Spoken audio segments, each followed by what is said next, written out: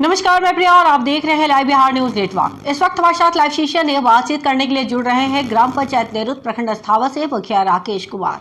राकेश जी नमस्कार। हाँ नमस्कार मैडम। स्वागत है आपका लाइव बिहार न्यूज नेटवर्क में। धन्यवाद। राकेश जी, कैसा चल रहा है कार्यकाल, क्या हाल है पंचायत का? पंचायत का तो हाल पहले से बहुत सुदृढ़ है मैडम जी। 12-13 वर्षों का महीनों का कार्यकाल हुआ। राकेश जी, कौन कौन सी योजनाओं पे कार्य शुरू हुआ है पंचायत पे? मैडम हम लोग तो मतलब 2021 में 29 दिसंबर को मेरा शपथ ग्रहण हुआ। उसके बाद से अपने पंचायत के विकास में हम लोग जुड़े हुए हैं।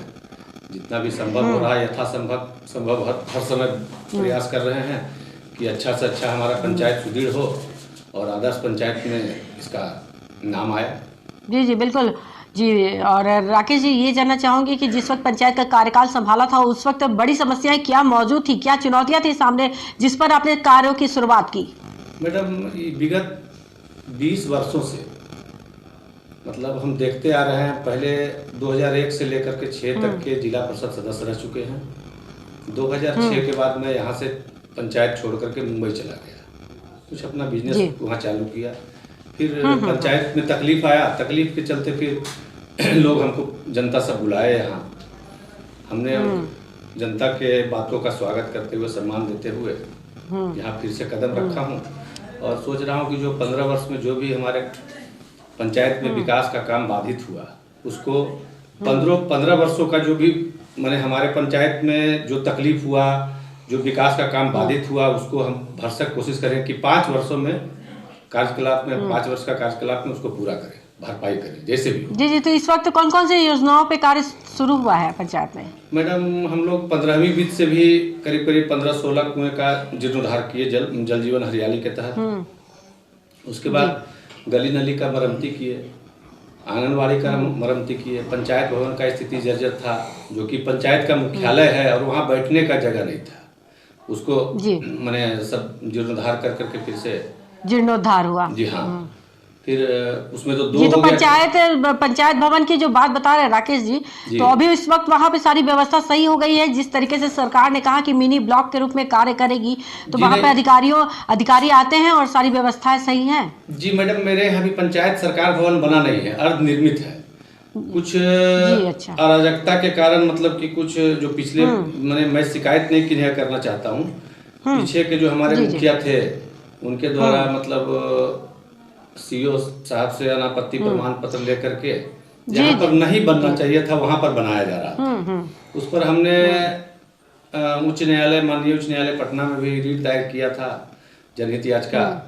फिर उस पर मतलब स्टे का फाइनली रिजल्ट नहीं आया, लेकिन जिलाधिकारी महोदय को यहाँ दिशा निर्देश हाईकोर्ट दिया कि इस पर जांच जांच कर करके फिर से प्रतिवेदन सुपुर्द हाईकोर्ट को किया जाए।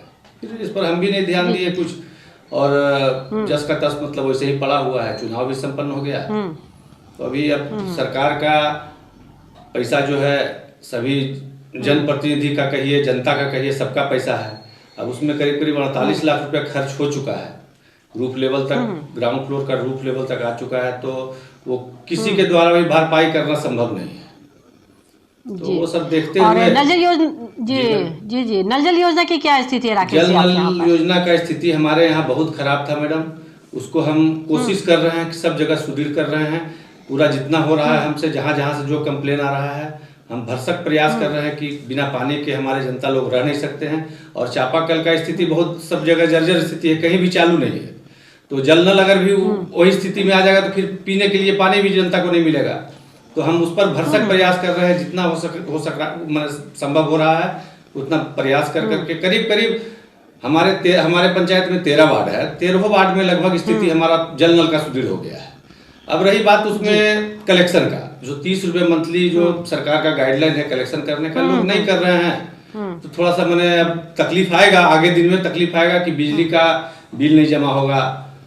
कुछ मरम्मती का कार्य तो अनुरक्षक के द्वारा, अनुरक्षण का भुगतान जो हम लोग को 15वीं से टाइट के अधीनस्थ होता है, तो हम तो करते ही जा रहे हैं सबका।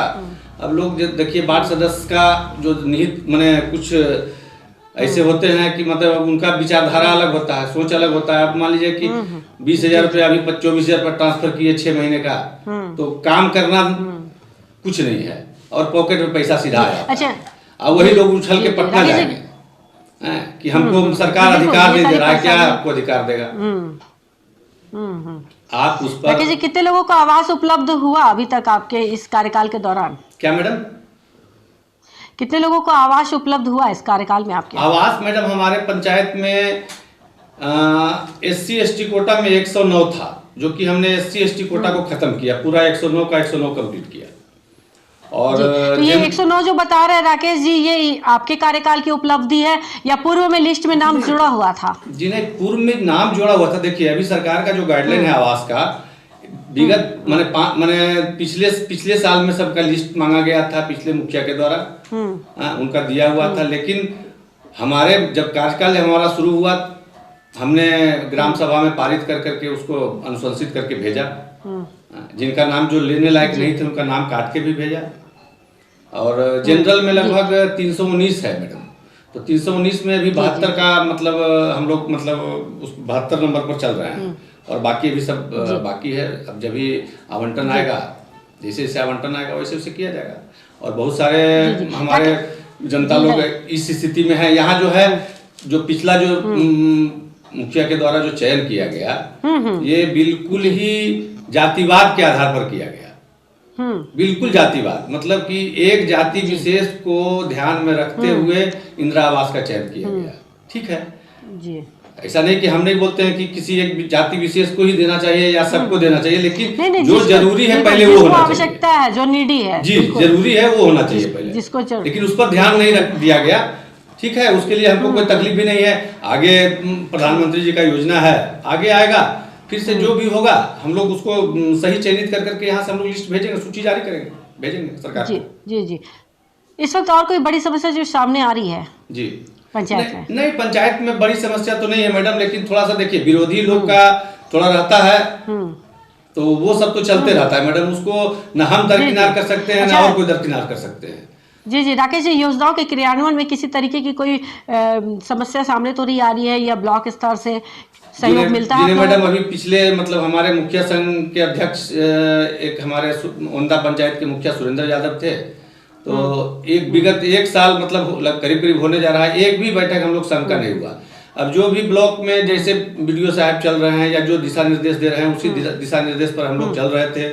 हमारे मान लीजिए कि जैसे जो भी मनरेगा के पदाधिकारी थे, पीओ साहब, जैसे उन लोग चाह रहे थे वैसे चल रहे थे, कोई आवाज उठाने वाले नहीं थे।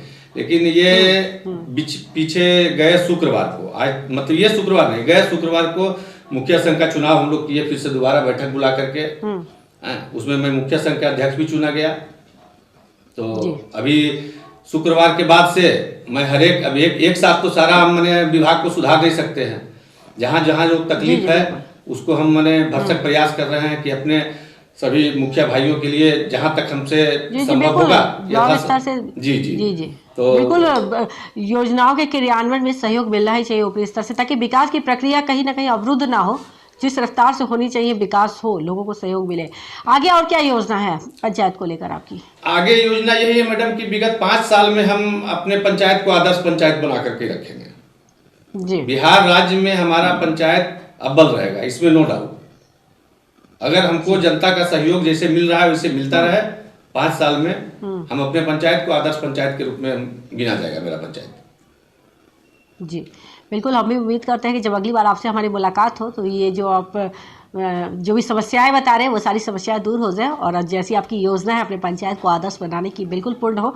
बहुत बहुत धन्यवाद आपका लाइव। प्रखंड का जो भी समस्या है मैडम, प्रखंड का हमारा जो भी समस्या हमारे मुखिया भाइयों के लिए है, मैं उसको 1 महीने के अंदर सब निदान करके रख दूंगा। जो भी हो, जैसे राशन कार्ड में मैंने नियमित रूप से जिनका जो बनना चाहिए नहीं बन रहा है, मृत्यु प्रमाण पत्र, जन्म प्रमाण पत्र, सब मैं वीडियो साहब के साथ मीटिंग कर करके सारा मुद्दा मैं रख दिया हूँ कि इसमें आप सुधार लाइए, नहीं तो दिक्कत फिर है। और मुझे भरसक विश्वास, पूरा विश्वास है कि उसमें अविलंब एकदम मतलब सुधार लाया जाएगा। जी बिल्कुल, जनता ने बड़े भरोसे और विश्वास के साथ जनप्रतिनिधि को लोग चुनते हैं, और अगर जनप्रतिनिधि दायित्व के प्रति सही तरीके से निर्वहन नहीं करते तो फिर लोग काफी अफसोस की बात होती है, क्योंकि जनप्रतिनिधि के ऊपर ही दायित्व है पंचायत के विकास का। बहुत बहुत धन्यवाद आपका। जी मैडम, जी बहुत बहुत धन्यवाद आपका। नमस्कार। तो ये थे हमारे साथ लाइव बातचीत करने के लिए अस्थावा प्रखंड निरौत पंचायत से मुखिया राकेश कुमार, जिन्होंने बताया कि 12-13 महीनों का कार्यकाल तो हो गया और विकास कार्य शुरू भी हुए हैं। जो कुछ समस्याएं हैं उनको दूर करने की वो पूरी कोशिश कर रहे हैं, लेकिन उन्होंने कहा कि कहीं ना कहीं ब्लॉक स्तर से भी बाधा उपस्थित होती रही है, जिससे विकास कार्य अवरुद्ध हुआ है। लेकिन उनको पूरी उम्मीद है कि आगे आने वाले 4 वर्षों में वो अपने पंचायत का पूरा विकास कर लेंगे और उसको एक आदर्श पंचायत का बना सकेंगे। ऐसे तमाम खबरों से अपडेट रहने के लिए आप देखते रहे लाइव बिहार न्यूज़ नेटवर्क।